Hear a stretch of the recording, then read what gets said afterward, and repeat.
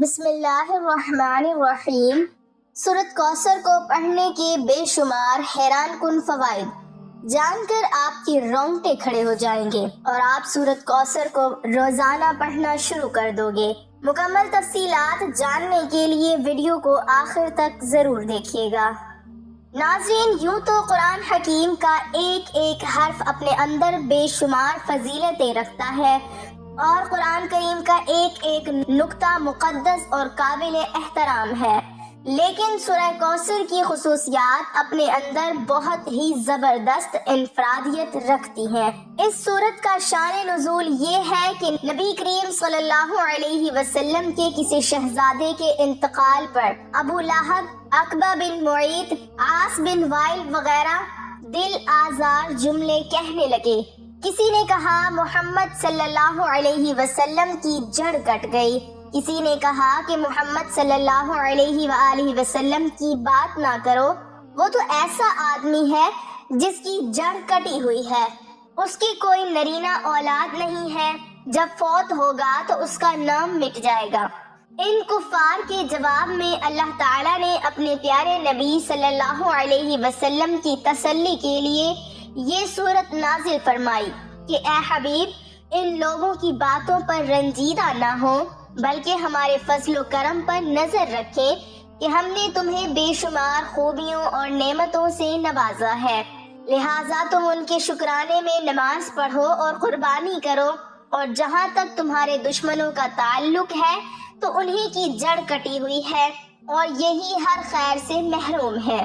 حقیقت یہ ہے کہ رہتی دنیا تک رسول کریم صلی اللہ علیہ وسلم کی شان میں گستاخی کرنے والا ہر شخص خیر سے محروم اور اس آیت کے تحت داخل ہے، اور اس کی تلاوت کرنے سے بہترین فوائد حاصل ہوتے ہیں۔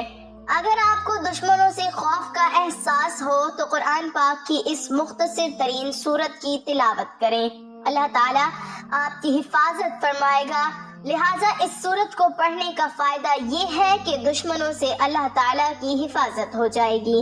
جو شخص سورت کوثر کو روزانہ باقاعدگی سے پڑھے گا، اللہ تعالیٰ اس کے رزق کو بڑھا دے گا اور اس کے مال کو چوری سے بچا لے گا۔ اللہ تعالیٰ کی عطا اور سورت کوثر سے زندگی محفوظ رہتی ہے۔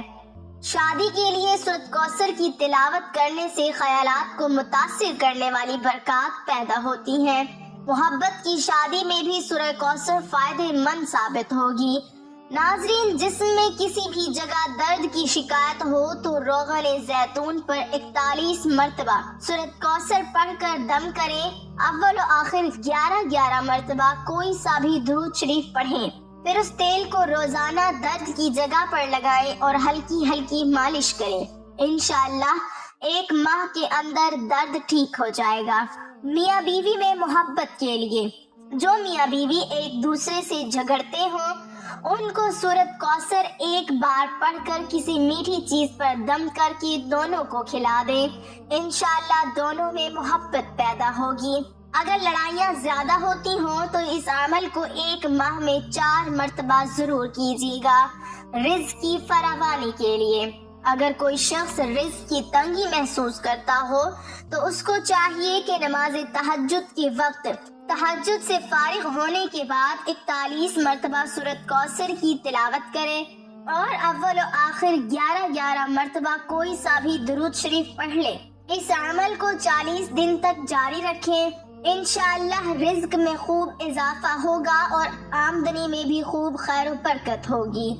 اولاد نرینہ کے حصول کے لیے عورت جب حیض سے پاک ہو جاتی ہے تو اس کے 3 دن کے بعد دونوں میاں بیوی روزہ رکھیں اور افطار سے پہلے 7 مرتبہ سورۃ کوثر پڑھ کر دودھ پر دم کر دیں، پھر اس دودھ سے دونوں میاں بیوی افطار کریں اور رات کو دونوں میاں بیوی ہم بستری کریں، انشاءاللہ حمل قرار پائے گا اور لڑکا پیدا ہوگا۔ قرض کی ادائیگی کے لیے اگر کوئی شخص مقروض ہو اور قرض کی ادائیگی کی کوئی سبیل نہ ہو تو اس کو چاہیے کہ سورہ کوثر کی تلاوت روزانہ 40 مرتبہ کریں، اول و آخر 40 مرتبہ درود شریف پڑھیں۔ اس عمل کو لگاتار 40 دن تک کریں، انشاءاللہ قرض سے نجات مل جائے گی۔ اور غیب سے قرض کی ادائیگی کے اسباب پیدا ہو جائیں گے امتحان میں کامیابی حاصل کرنے کے لیے۔ اگر کوئی طالب علم یہ چاہتا ہے کہ وہ امتحان میں اعلیٰ نمبروں سے پاس ہو تو اس کو چاہیے کہ 3 مرتبہ سورہ کوثر کی تلاوت کرے، اول آخر 3 مرتبہ درود شریف پڑھے اور امتحان میں کامیابی کی دعا کرے۔ انشاءاللہ امتحان میں اعلیٰ نمبروں سے پاس ہو جائیں گے۔ حاسدوں کے حسد سے بچنے کے لیے، اگر کوئی شخص حاسدوں کے حسد سے پریشان ہو اور اس کی ہائے ہائے سے کاموں کے اندر رکاوٹیں پیدا ہو رہی ہوں تو اس کو چاہیے کہ نماز فجر کی سنتوں اور فرض کے درمیان سورۃ کوثر کو ایک بار پڑھے، اول و آخر 7 مرتبہ درود شریف پڑھیں اور حاسدوں کے حسد سے بچنے کی دعا کریں۔ اس عمل کو 21 روز تک جاری رکھیں، انشاءاللہ حاسدوں کے حسد سے نجات ملے گی۔ مراد پوری ہونے کے لیے، اگر کسی شخص کی کوئی خاص مراد ہو جو پوری نہ ہو رہی ہو تو اس کو چاہیے مغرب کی نماز کے بعد 7 مرتبہ سورہ کوثر پڑھے، اول آخر 7 مرتبہ درود شریف پڑھے، پھر سجدے میں جا کر دعا کرے، انشاءاللہ 7 دن کے اندر اندر مراد پوری ہو جائے گی۔ اس عمل کو 7 دن ہی جاری کرنا ہے، یعنی 7 دن تک کرنا ہے۔